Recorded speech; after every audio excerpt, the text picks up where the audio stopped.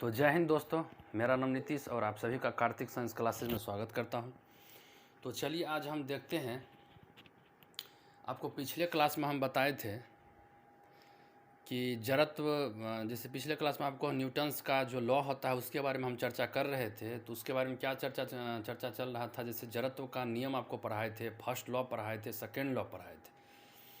तो आप अच्छा ढंग से समझ गए होंगे कि हाँ फर्स्ट लॉ क्या होता है, सेकेंड लॉ क्या होता है और जड़त्व का नियम क्या होता है। हाँ, लेकिन इससे पहले हम आगे बढ़ने से पहले आपको हम एक बात बोलना चाहते हैं कि अगर आप मेरे चैनल पर नए हैं तो अभी आप मत सब्सक्राइब कीजिए। आप पहले वीडियो को देखिए, अगर आपको अच्छा लगे तभी आप सब्सक्राइब कीजिएगा मेरे चैनल को। तो तब तक आप 5 मिनट मतलब इंतज़ार कीजिए, 5 मिनट आप देखिए वीडियो को, इसके बाद आप देखिएगा कि हाँ सही में आपको अच्छा लग रहा है या नहीं लग रहा है। तो चलिए देखते हैं कि आज हम आपको, कल एग्जाम्पल हम नहीं करवाए थे, जैसे जो जड़त्व का जो नियम होता है उसका एग्जाम्पल नहीं करवाए थे। उसी प्रकार से जैसे फर्स्ट लॉ होता है चाहे सेकेंड लॉ ही होता है तो उसका भी एग्जाम्पल कुछ नहीं करवाए थे। तो आज हम चलते हैं, उसका कुछ एग्जाम्पल भी देखते हैं और थर्ड लॉ जो हम पिछले क्लास में छोड़ दिए थे, तो आज हम थर्ड लॉ को भी करेंगे। थर्ड लॉ क्या होता है उसके बारे में भी चर्चा करेंगे। देखिए, ये जड़त्व का नियम आपको पढ़ाया गया था। ये जड़त्व का नियम आपको पढ़ाया गया था। जड़त्व का नियम आपको पढ़ाया गया था। ये किसके द्वारा दिया गया था? ये गैलीलियो के द्वारा दिया गया था। गैलीलियो के द्वारा दिया गया था और इसके बारे में हम आपको सब कुछ बता चुके हैं। ये है क्या? जड़त्व का इंग्लिश होता है, इसे इनर्शिया होता है। इनर्शिया होता है। और इस चीज़ को एक जगह और आपको मिलेगा, जब रोटेशन चैप्टर अगर आपको थोड़ा सा अगर पढ़ाया जाए ब्रीफ में, तो आप वहाँ भी देखिएगा कि मोमेंट ऑफ इनर्शिया करके कुछ आता है। तो वहाँ भी उसका मतलब भी वही होता है। जड़त्व का मतलब आप समझिए कि यह अपोज करता है। यह क्या करता है? अपोज करता है। तो इसका मतलब यहाँ आप लिख सकते हैं कि इसका मतलब क्या होता है कि यह अपोज करता है, किसी भी अपोज करता है या फिर विरोध करता है। किसका विरोध करता है? तो यह अवस्था का विरोध करता है। यह अवस्था का विरोध करता है। अवस्था का विरोध करता है, इसका मतलब क्या है कि अगर यह विराम में है, रेस्ट में अगर कोई चीज़ है तो वह रेस्ट में ही बना रहना चाहता है, और अगर कोई गति में है तो वह गति में ही बना रहना चाहता है। इसी चीज़ को हम कहते हैं कि उसके अंदर क्या है? अपोज करने का गुण है। और उस चीज़ को हम क्या टर्म देते हैं, क्या नाम देते हैं? तो उस चीज़ को हम जड़त्व बोलते हैं। अब विरोध या फिर अपोज नहीं बोल करके उस गुण को हम क्या कहते हैं कि हम जड़त्व कहते हैं। और यह जड़त्व किसके कारण से आता है? आप क्या बोले थे कि यहाँ पर यह केवल मास पर, जिसको कि आप द्रव्यमान बोलते हैं, तो ये द्रव्यमान पर निर्भर करता है। और यह भी हम आपको बोले थे कि यह जो है फर्स्ट लॉ, न्यूटन का जो फर्स्ट लॉ था, न्यूटन का फर्स्ट लॉ जो था, फर्स्ट लॉ से क्या होता है? रिलेट होता है। फर्स्ट लॉ से रिलेट होता है। इसका हम आपको डिफिनीशन भी लिखाए थे कि अगर कोई वस्तु विराम में है तो वह विराम में ही रहना चाहता है। अगर कोई गति अगर एक समान गति से चल रहा है, अगर उसका सेम वेलोसिटी हो, सेम स्पीड हो, एक समान गति से अगर चल रहा है तो वह एक समान गति से चलते ही रहने का प्रयास करता है। वह तब तक मतलब कि समान गति से चलते रहेगा, चाहे विराम में रहेगा, जब तक कि उस पर कोई बाह्य बल कार्य ना करे। तो यह था, क्या था कि जड़त्व का नियम था। फर्स्ट लॉ में क्या था? फर्स्ट लॉ में भी यही था कि कोई चीज़ मतलब कि अगर विराम में है तो तब तक वह विराम में रह सकता है जब तक कि वह उस पर कोई बाह्य बल कार्य ना करे। अगर बाह्य बल कार्य करता है तो उसका विराम डिस्टर्ब हो जाएगा। उसी प्रकार से था कि अगर कोई गति कर रहा है तो तब तक गति करते रहेगा जब तक कि उस पर कोई बाह्य बल कार्य ना करे। अगर कार्य करता है तो उसका एक समान जो गति से चल रहा था वह भी डिस्टर्ब हो जाएगा। तो यह क्या था? फर्स्ट लॉ था। तो आप देख रहे हैं कि ये दोनों ही मतलब क्या है? मिलता जुलता ही डिफिनीसन है। एक लिया गया है गैलीलियो के जड़त्व के नियम से, दूसरा लिया गया है जो न्यूटन्स का फर्स्ट लॉ है उससे लिया गया है। तो देखिए, लेकिन आपको जड़त्व का कुछ हम एग्जाम्पल बता देना चाहते हैं। एग्जाम्पल इसका क्या है कि अगर आप देखते होंगे, आप अगर कभी बस या फिर ट्रेन में आप सफ़र करते होंगे तो आप देख रहे होंगे कि बस या फिर ट्रेन अगर चल रहा होता है और आप अगर उसमें अगर बैठे हुए हैं, एकाएक अचानक अगर रुकता है, बस या फिर ट्रेन अगर अचानक अगर रुकता है तो आप क्या होते हैं, पीछे की तरफ झुक जाते हैं। उसी प्रकार से आगे की तरफ झुक जाते हैं। अगर गति अगर मतलब कि जैसे आप अगर जैसे बस या फिर ट्रेन में अगर गति कर रहे हैं और अचानक अगर रुक जाता है तो फिर आप क्या होते हैं कि आगे की तरफ झुक जाते हैं। इसका भी हम कारण आपको बताएंगे क्यों आप झुकते हैं आगे की ओर। फिर उसी प्रकार से अगर आप बैठे हुए हैं और अचानक कोई चीज़ अगर चलना शुरू कर देता है तो आप पीछे की तरफ झुक जाते हैं या पीछे आप गिर जाते हैं। इसका क्या कारण है? इसका भी कारण है जड़त्व। इसका भी कारण क्या है? जड़त्व। अब कैसे? यहाँ आप एग्जाम्पल में लिख सकते हैं, एग्जाम्पल में क्या लिख सकते हैं कि बस या ट्रेन में बैठा यात्री अगर देखिए अचानक चलता है तो आदमी किधर मतलब झुकता है? अचानक अगर चलेगा तो पीछे झुकेगा। अचानक चलता है तो आदमी या फिर कहिए यात्री पीछे की ओर झुकता है, पीछे की ओर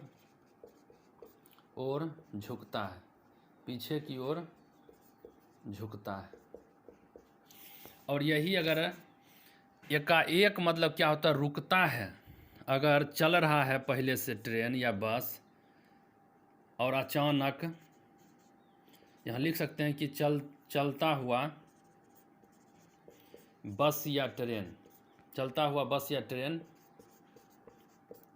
अचानक अगर रुकता है तो यात्री आगे की ओर झुक जाता है। जो ऐसा क्यों होता है? क्योंकि अभी हम आपको तुरंत बताए हैं कि जड़त्व का लॉ कहता है कि कोई अगर विराम में है तो विराम में ही रहना चाहता है। आप अगर जिस प्रकार जैसे कि देखते होंगे कि ट्रेन में अगर आप बैठे हैं तो चुपचाप उसी प्रकार से आपका जो मतलब कि कहिए कि मांस है या आपका जो मतलब कि यह बॉडी है आपका, यह उसी अवस्था में रहना चाहता है। लेकिन होता क्या है कि जैसे अगर ट्रेन चल रहा है, आप उसमें अगर बैठे हुए हैं तो उसके अचानक रुक जाने से आपका जो बॉडी जो होता है वह गति में ही रहना चाहता है। लेकिन क्या होता है कि ट्रेन के रुकने से फर्क पड़ता है कि जो नीचे जो आप बैठे हुए रहते हैं, एक घर्षण बल कार्य करता है। आप यह भी सोच सकते हैं कि ऐसा क्यों होता है। इसका मतलब है कि हम विराम में ही मतलब हम गति में ही मतलब रहना चाहते थे, लेकिन हुआ क्या कि हम पर इफेक्ट पड़ा और हम रुक गए। क्यों रुक गए? क्योंकि हुआ क्या कि आप पर एक्सटर्नल बल कार्य किया। वो एक्सटर्नल बल क्या था कि नीचे जो आप बैठे हुए हैं ट्रेन के सीट से या बस के सीट से आपका एक घर्षण बल कार्य किया। उसी घर्षण बल के कारण से, या अभी इतना देखिए, अगर आप घर्षण बल के बारे में उतना अगर डिटेल्स में नहीं जाइए तो इतना आप जान लीजिए कि आप पर जो है एक बल कार्य किया तभी ऐसा हुआ। क्योंकि जो जड़त्व का नियम था उसमें भी कहा गया था कि कोई अगर वस्तु अगर जैसे गति में अगर है तो वह गति में ही रहना चाहता है, अगर विराम में है तो विराम में ही रहना चाहता है, और तब तक ऐसा रहेगा जब तक कि उस पर कोई बाह्य बल कार्य नहीं करे। अगर कोई वस्तु अगर जैसे गति में है और गति में रहना चाहता है लेकिन गति में अगर नहीं है इसका मतलब है कि उस पर क्या हुआ है, बाह्य बल कार्य किया है। तो वही है कि इस पर बाह्य बल कार्य करता है। वह बाह्य बल क्या था कि आप जो सीट पर जो बैठे हुए थे तो उस पर उससे एक घर्षण बल कार्य किया है। उसी प्रकार से अगर मान के चलिए कि आप जैसे ट्रेन रुका हुआ है, किसी स्टेशन पर ट्रेन रुका हुआ है, चाहे कहीं कहीं आप बीच में देखते होंगे कि जो स्टेशन दो स्टेशन के बीच में कुछ ऐसा जगह हो जाता है जहाँ पर अचानक ट्रेन को रोकना पड़ जाता है। और फिर अगर मतलब मान चलिए कि अगर ट्रेन पहले रुका हुआ है, आप उसमें बैठे हुए हैं, लेकिन अचानक अगर मतलब कि वो चलना स्टार्ट कर देता है तो आप क्या होते हैं कि पीछे की तरफ झुक जाते हैं, आप पीछे की तरफ झुक जाते हैं। तो वह भी किस लिए होता है कि आप अगर जैसे बैठे हुए थे तो आपका बॉडी क्या था, विराम में था, आपका बॉडी विराम में था, विराम में ही रहना चाहता था। लेकिन क्या हुआ कि वही घर्षण बल, फिर जैसे ट्रेन जैसे आगे बढ़ना चाहा और आप सीट पर बैठे हुए थे तो सीट भी तो आगे बढ़ना चाहेगा, तो आप पर मतलब क्या किया कि घर्षण बल मतलब कि जैसे जे मतलब कि जो कार्य किया, घर्षण बल कार्य किया, वह आपको क्या किया कि पीछे की तरफ धकेल दिया। इस चीज़ को आप महसूस किए होंगे। उसी प्रकार से अगर मान चलिए कि आपकी अगर चादर है या फिर कंबल है, उसमें बहुत सारा धूलकण देखते होंगे कि उसमें अगर पड़ जाता है, आप उसको अगर निकालना चाहते हैं तो कैसे निकालते हैं, या तो ज़ोर से झिटक करके ऐसे मतलब करते हैं तो फिर क्या होता है, धूलकण बाहर हो जाता है, या फिर उसको डंडा से मार उड़ करके मारिएगा तो उससे भी मतलब निकलता है ना, मतलब कुछ मतलब ऐसे करके अगर मारिएगा तो फिर उससे धूलकण निकल जाता है। तो यह भी क्यों होता है ऐसा कि जो कंबल या फिर जो आपका चादर है, शॉल है, उसके बीच में जो है मतलब जो छोटा छोटा जो मतलब छिद्र होता है, तो उसमें बहुत सारा मतलब कि कण जो है, धूलकण फंसा हुआ रहता है और वह विराम में है। अगर चादर के रेस्पेक्ट में अगर देखा जाए, चादर के अगर रेस्पेक्ट में देखा जाए तो वह विराम में है। चादर अगर मतलब रेस्ट में है या चादर के रेस्पेक्ट में अगर देखा जाए तो विराम में है। लेकिन क्या होता है कि आप चादर को जैसे ही एकाएक झिटके तो वह रहना चाहता था विराम में, लेकिन आप क्या किए कि उसको एक गति मतलब कि दे दिए। तो गति मतलब दिए जिसके कारण से क्या हुआ कि वो अलग हो गया उससे। तो यह भी किसका मतलब एग्जाम्पल यहाँ पर लिख लीजिएगा कि अगर चादर या कंबल में फंसा धूलकण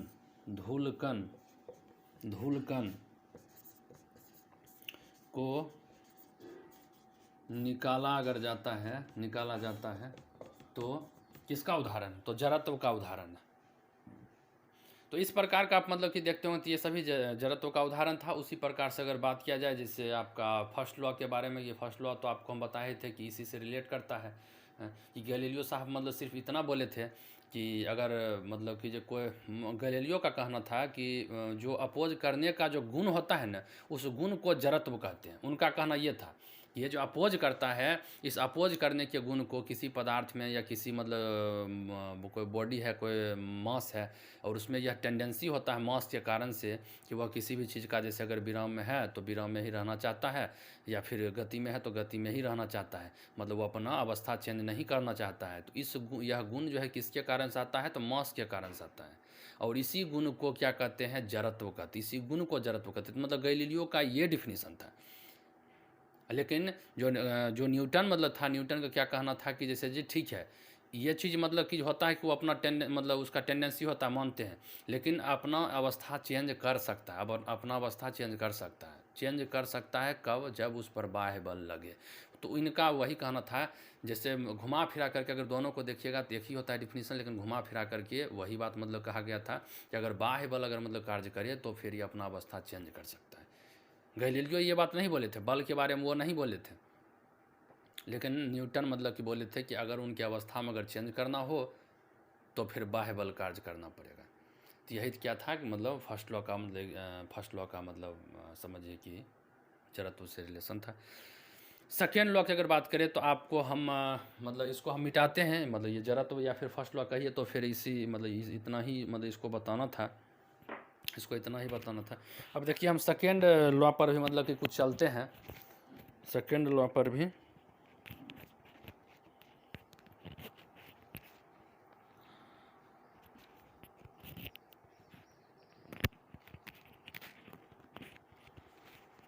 देखिए, सेकेंड लॉ पर भी मतलब चलते हैं। तो सेकेंड लॉ जो आपका था,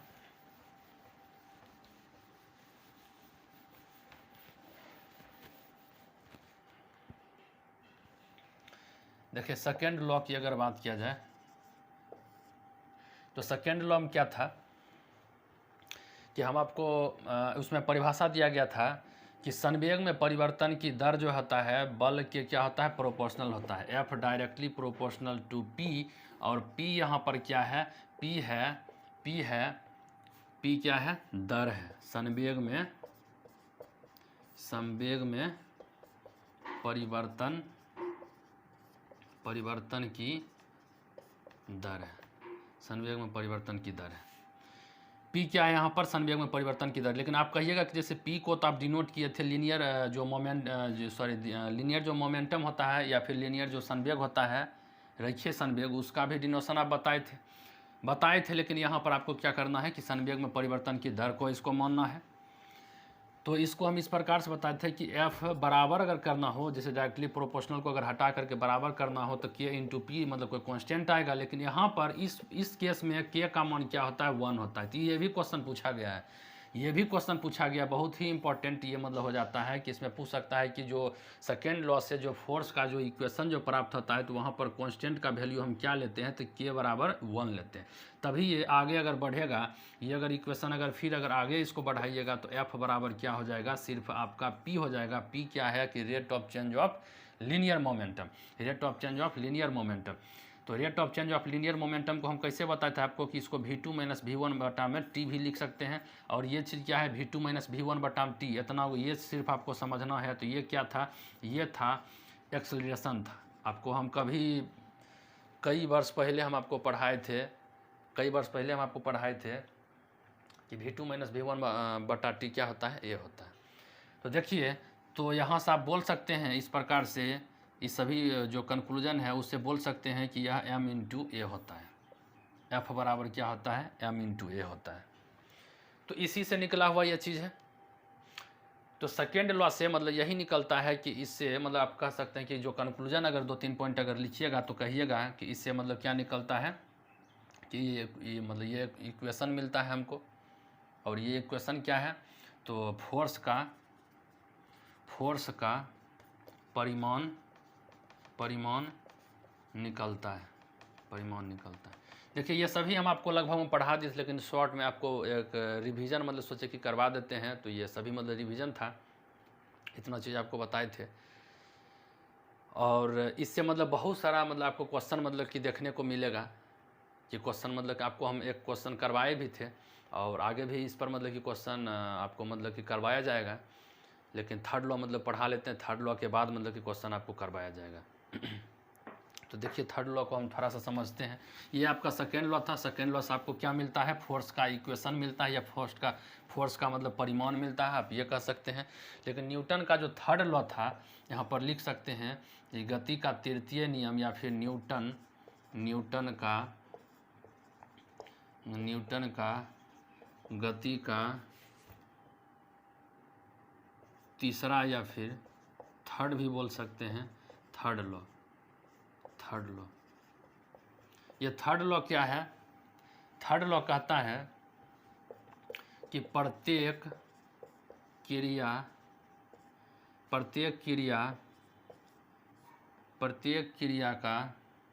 के विपरीत और समान एक प्रतिक्रिया होता है। ये देखिए, न्यूटन का थर्ड लॉ था। ये कहता है कि प्रत्येक क्रिया के विपरीत जो है और समान एक प्रतिक्रिया होता है। जैसे इसका कहने का मतलब यही है कि अगर कोई काम अगर करते हैं हम, या कोई क्रिया अगर मेरे द्वारा हुआ है, जैसे कि अगर किसी पर अगर हम फोर्स लगाए हैं तो वह भी उधर से हमको उतना ही समान फोर्स लगाएगा, उतना ही। अगर जैसे हम अगर किसी पर 10 न्यूटन का फोर्स लगाए हैं तो उधर से भी वो 10 न्यूटन का फोर्स लगाएगा। बस क्या है कि डायरेक्शन अपोजिट होगा। अगर हम इस डायरेक्शन में लगाए हैं तो वो क्या करेगा, अपोजिट, मतलब मेरे जो इस डायरेक्शन है तो अगर मतलब इसके अपोजिट हो जाएगा। तो वही इसमें कहा गया है कि विपरीत, तो विपरीत था भी, और समान, जितना मतलब 10 न्यूटन का फोर्स अगर हम लगाएं तो वह भी मेरे ऊपर 10 न्यूटन का ही फोर्स लगाएगा, तो समान हो जाएगा।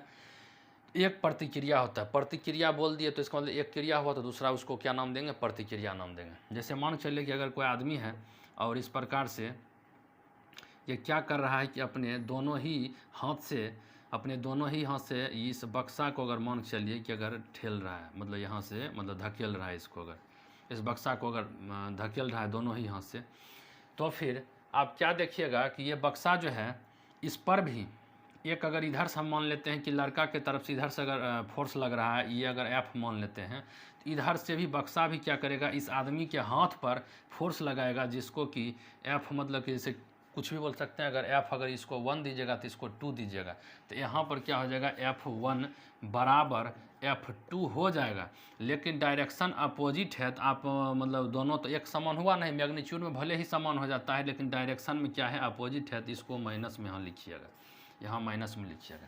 इस चीज़ को आप ध्यान में रखिएगा कि माइनस यहाँ पर लिखना है, कारण है कि इसका डायरेक्शन भी बताना है। और जहाँ जहाँ हम आपको निगेटिव बात मतलब कि बोले हैं ध्यान में रखने के लिए, तो निगेटिव का मतलब क्या होता है, निगेटिव का मतलब होता है कि जो भी आप कार्य करना चाह रहे हैं उसके विपरीत अगर कार्य हो रहा है तो उसको आप क्या कहिएगा, निगेटिव कहिएगा, आप उसको निगेटिव कहिएगा। आप एक्सलेरेशन के टाइम में भी आप देखे थे, उसको भी हम निगेटिव आपको बोले थे कि लेना है, लेकिन कब लेना है, जैसे अगर वेलोसिटी अगर बढ़ रहा है तो फिर उसको हम पॉजिटिव लेंगे, अगर घट रहा है तो उसको हम निगेटिव लेंगे। इस चीज़ को अगर आप समझते हैं तो फिर आप शायद मतलब क्वेश्चन या फिर मतलब कहिए कि इस चीज़ को आप समझ जाइएगा कि फोर्स अगर हम किसी पर लगा रहे हैं तो ये पॉजिटिव, एक को अगर पॉजिटिव मानते हैं, अगर उधर से अपोजिट डायरेक्शन में अगर लगा रहा है तो उसको हम निगेटिव मानेंगे। तो वही निगेटिव का साइन है कि F1 मैग्नीट्यूड में बराबर है। अगर यह 10 न्यूटन का तो यह भी 10 न्यूटन का फोर्स लगेगा। आप ही देखिए कि अगर ये लड़का अगर बक्सा पर, अगर इस बॉक्स पर मतलब कि अगर समझिए कि 10 न्यूटन का अगर फोर्स लगा रहा है तो F2 भी क्या करेगा कि 10 न्यूटन का फोर्स लगाएगा, लेकिन डायरेक्शन क्या होगा, अपोजिट होगा। यही अपोजिट होने के कारण से क्या हो जाता है कि दोनों मैग्नीट्यूड वाइज सेम रहता है, लेकिन डायरेक्शन में अपोजिट हो जाता है, इसलिए माइनस वहाँ लिखे हैं। अब देखिए इसका कुछ एग्जाम्पल है, बहुत ही अच्छा इसमें एग्जाम्पल आपको देखने को मिलेगा। क्या है एग्जाम्पल, जैसे आप देखते होंगे कि अगर आप नदी में अगर तैरते हैं, नदी में अगर आप तैरते हैं, नदी में तैरना, नदी में अगर आप तैरते हैं, नदी में अगर आप तैरते हैं तो वहाँ क्या देखते हैं कि आपका जो हाथ है, आपका जो हाथ है वो क्या होता है,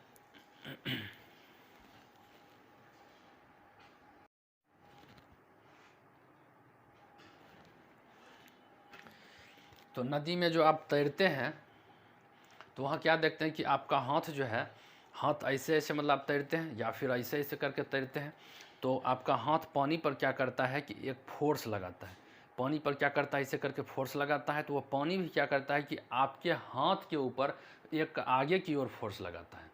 आप देख रहे हैं कि न्यूटन का मतलब तृतीय लॉ यहाँ पर लग रहा है कि आप अगर पानी पर अगर फोर्स लगाए पीछे की तरफ, तो वह आगे की तरफ क्या करता है कि आपको धकेलता है, आगे की तरफ आप पर एक फोर्स लगाता है, जिसके कारण से आप आगे बढ़ पाते हैं, जिसके कारण से आप आगे बढ़ पाते हैं। नदी में अगर आप तैरते होंगे तो ऐसा ही होता है, यही लॉ है। आप अगर सोचते होंगे कि क्यों, आखिर क्या बात है कि हम नदी में तैर पाते हैं, तो इसका यही कारण है कि न्यूटन का थर्ड लॉ के कारण से आप, या न्यूटन का थर्ड लॉ यहाँ पर काम कर रहा है। न्यूटन का थर्ड लॉ मतलब कहता है कि अगर कोई भी अगर आप क्रिया अगर कर रहे हैं तो उसके विपरीत और समान एक प्रतिक्रिया होता है। हर चीज़ में ऐसा लागू होता है। आप ही देख लीजिए, आप किसी को अगर गाली दीजिए तो उधर से भी गाली ही मिलता है।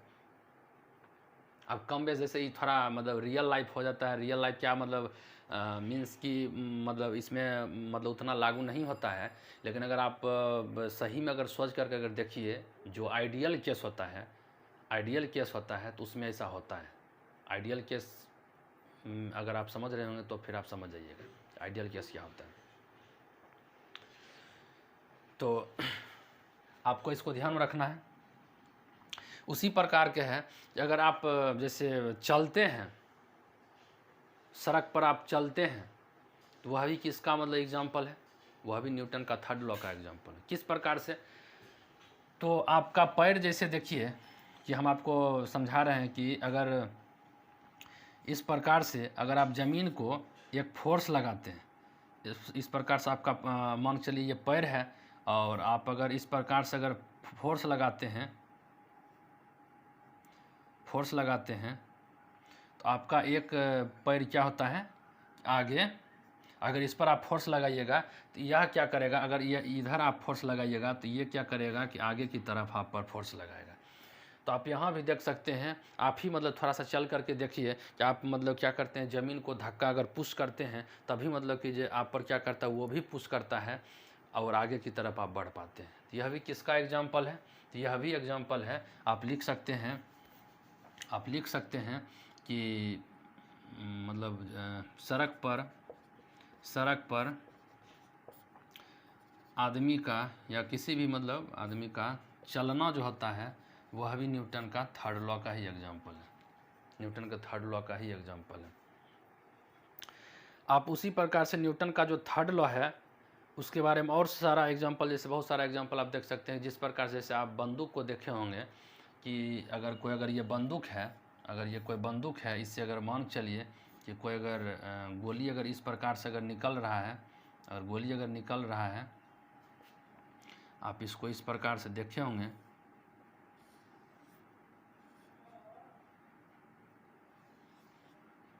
यहाँ ट्रिगर होता है, इस प्रकार से अगर देखे होंगे तो क्या देखे होंगे कि ये गोली जो है जैसे ही ये छूटता है तो क्या होता है कि आदमी को देखे होंगे कि जो वह पीछे की तरफ मतलब, या फिर जैसे आप बंदूक को आप देखे होंगे कि जो भी सिपाही लोग मतलब कि जैसे बंदूक यहाँ पर कंधा पर रख करके इसके बाद जो चलाता है तो एक उसको धक्का महसूस होता है, एक उसको क्या महसूस होता है, धक्का महसूस होता है। तो आप इससे भी समझ सकते हैं कि जैसे ही गोली को जैसे हम इधर से छोड़े तो वह भी क्या किया कि एक फोर्स लगाया, जो कि गोली पर मतलब जो बंदूक होता है बंदूक पर फोर्स लगाया, जिसके कारण से आपके कंधा पर आपको फोर्स महसूस हुआ। तो वह भी आप लिख सकते हैं यहाँ पर कि बंदूक से गोली का निकलना, यह भी किसका एग्जाम्पल है, तो आप यह भी कह सकते हैं न्यूटन का थर्ड लॉ का एग्जाम्पल है। उसी प्रकार से देखिए और भी हो सकता है कि रॉकेट को उड़ाने में, अगर जैसे रॉकेट अगर हम इस प्रकार से आपको समझाते हैं कि अगर आप देखे होंगे कि मिसाइल अगर है इस प्रकार से और यहाँ से धुआं इस प्रकार से निकलता हुआ आपको दिखाई पड़ता होगा कि नीचे से धुआं बहुत सारा या फिर मतलब आग जैसे निकलता हुआ आपको दिखाई पड़ रहा होगा। तो क्या होता है कि पीछे से मतलब कि धुआं निकलता है, तो धुआं निकालने में मतलब कौन मदद करता होगा, जैसे होता है ना कि जो उसमें मतलब गैस मतलब बनता होगा, धुआं मतलब बनता होगा, धुआं ऊपर उठना चाहता है लेकिन टकरा करके उस पर एक जैसे टकराता होगा तो उस पर एक फोर्स लगाता होगा। यहाँ जैसे अगर मान चलिए कि धुआं जैसे अगर बन गया है, यहाँ पर मान चलिए कि कोई चीज़ ऐसा लगा हुआ है जो कि इसको धुआं को ऊपर उठने नहीं दे रहा है, तो यह धुआं क्या करेगा, ऊपर उठने की कोशिश करेगा, तो ऊपर उठने की कोशिश करेगा तो इस पर धक्का लगाएगा, इस पर क्या करेगा, धक्का लगाएगा लेकिन मतलब यह ऊपर लेकिन धुआं तो ऊपर जा नहीं सकता, क्योंकि यहाँ पर मतलब कि एक पार्टीशन मतलब कोई रोकने के लिए मतलब कुछ चीज़ ऐसा लगाया जाता होगा। तो फिर क्या करता है कि उस पर एक मतलब फोर्स लगाता है तो जिसके कारण से वह ऊपर मतलब जाता है। और क्या करता है, ये भी चीज़ इस पर धुआं पर उतना ही फोर्स लगाता है, जिसके कारण से धुआं फिर क्या होता है कि पीछे के रास्ते से निकल जाता है। तो यह भी क्या देख रहे हैं, तो इससे मतलब दो चीज़ हो गया कि एक धुआं भी निकल गया और रॉकेट भी ऊपर चला गया। तो रॉकेट को अगर ऊपर अगर भेजना है या रॉकेट ऊपर जो उड़ता है तो वह किस सिद्धांत पर उड़ता है, तो इस चीज़ को आप याद रखिएगा, किस सिद्धांत पर उड़ता है। तो तृतीय नियम जो है न्यूटन का जो थर्ड लॉ है उसी का मतलब यह एग्जाम्पल है, और भी अगर आप देखने की कोशिश कीजिएगा तो फिर जैसे आप नाव जो होता है, अगर आप इस प्रकार से अगर बोट को अगर ले लीजिए, इस प्रकार से अगर बोट को लेते हैं, इसमें अगर कोई सवार अगर जैसे आदमी है, इसमें भी अगर कोई सवार अगर मान चलिए कि यहाँ पर बैठा हुआ कोई आदमी है, इस पर अगर आपको इस प्रकार से बोला जाए आदमी बैठा हुआ है और इसके हाथ में क्या है कि नाव जो करने वाला रहता है खेवने वाला रहता है। तो इस प्रकार से अगर नाव खेवता है तो इसमें भी क्या है कि उसमें एक देखिएगा कि पंख टाइप का मतलब कि लगा हुआ रहता है, वह मतलब पानी को इस प्रकार से टालते रहता है, और जिसके कारण से क्या होता है कि उसके जो टारने वाला रहता है उस पर एक मतलब कि जो पानी भी फोर्स लगाता है, जिसके कारण से ये जो होता है, ये जैसे अगर इस प्रकार से अगर लगा रहा है तो इधर की तरफ पानी भी क्या करेगा, एक फोर्स लगा, जिसके कारण से इधर या चल पाएगा, इधर या क्या करेगा, चल पाएगा। तो आप यहाँ पर एग्जाम्पल में लिख सकते हैं कि जो नदी में नाव जो होता है, नाव का नदी में चलना, यह भी किस सिद्धांत पर कार्य करता है, यह भी न्यूटन का थर्ड लॉ का ही एग्जाम्पल है। तो ये सभी एग्जाम्पल था, आपको इसको समझना है, और इससे कुछ और विशेष तो क्वेश्चन या फिर विशेष कहिए चीज़ नहीं पूछा। एग्जाम्पल आपको जैसे ग्रुप डी या एनटीपीसी की अगर बात किया जाए तो इतना ही पूछा जाता है, तो आपको एग्जाम्पल को ध्यान में रखना है।